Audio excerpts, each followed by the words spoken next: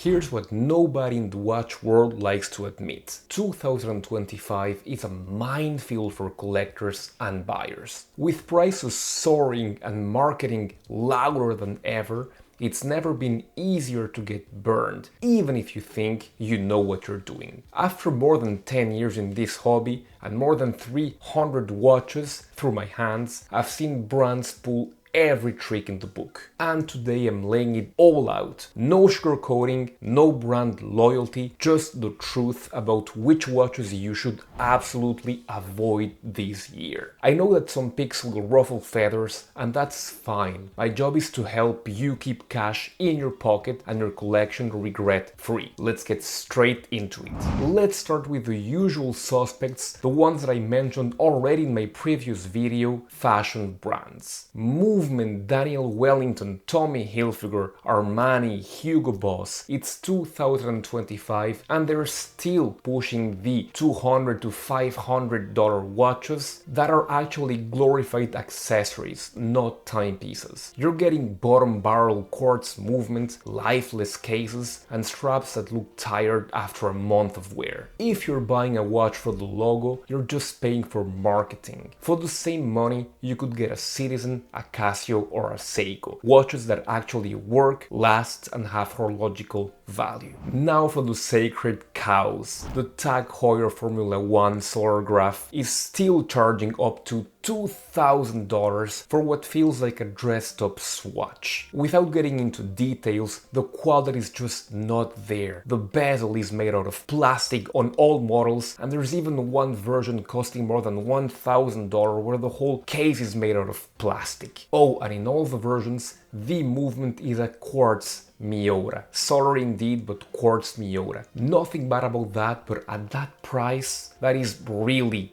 a big ask. Another usual suspect, the Hublot Big Bang. Once innovative, now it's just expensive marketing wrapped around a generic ETA 2824. They've turned shock value into a business model with prices that make really no sense. But you knew about those ones. The one that will shock you the most this year is probably Jaeger LeCoultre. Once the watchmaker's watchmaker, now they're playing the price high game big time. Some models have seen 30 to 40% jumps in just a couple of years, especially their more popular models so far, the Reverso. Are you getting more watch? Not really. Same movements, same finishing, just a much bigger bill. If you want true value, look elsewhere. Microbrands used to be the underdog heroes, but some have let success go to their heads. Christopher Ward, once unbeatable value, are now asking up to $2,000 for basic Sellita movements in mass-produced cases. And although some of their offerings are still quite attractive, most of the time you're paying for the marketing pivot, not for real innovation. Chrono Tokyo is another one.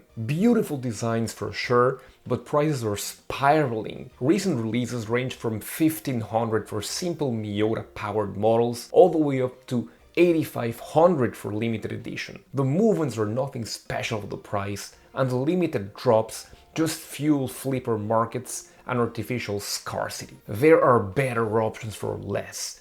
Don't get caught up in the hype-driven frenzy. 2025 is the year of the collab cash grab. Brands were slapping limited edition labels on everything and charging double for the privilege. Take Omega Swatch. The first Moon Swatch was fun, but now every month there is a new must-have drop with nothing but a new color. Prices are climbing, flippers are circling, and the watches themselves, same plastic cases, same basic movements, just a new box and a hype train. IFLW are another culprit, delivering artistry for sure, but at a huge price increase from the base models, and then to hype it up they're paying big celebrity YouTubers to push it down our throats. You know who I'm talking about. Even the big names have done it. Remember the absurdly priced AP and Marvel collab? Ugly watches, ridiculous prices, all just for the hype. If you want a real watch, just buy the regular model. Don't get suckered into the fear of missing out and fake scarcity. I know some of you will be fuming in the comments, ready to defend your favorite brand. That's fine. I'm here to give you my point of view, not sugarcoating. If you want real value in 2025, stick with Seiko, Casio for everyday pieces. For luxury, Tudor still offers something in there. Grand Seiko, even though the prices have climbed up, are still offering good value for what they offer, for what they actually present. For absolute value, I can help you navigate the meanders of AliExpress, where brands like Saint Martin, Seagull or Addiesdive are really worth it. Don't buy into the hype, the collabs or the influencer noise. Buy a watch because it's built to last and actually deserves your money. If this video saved you from an expensive mistake, smash a subscribe and join us in our non-nonsense watch community. Drop your own horror stories or hot takes in the comments. I try to read and respond to all of them. And make sure to check the previous videos that I did in this same subject, and of course to let me know what other terrible watches I have forgotten. Thank you very much, and I'll be seeing you right away in these videos.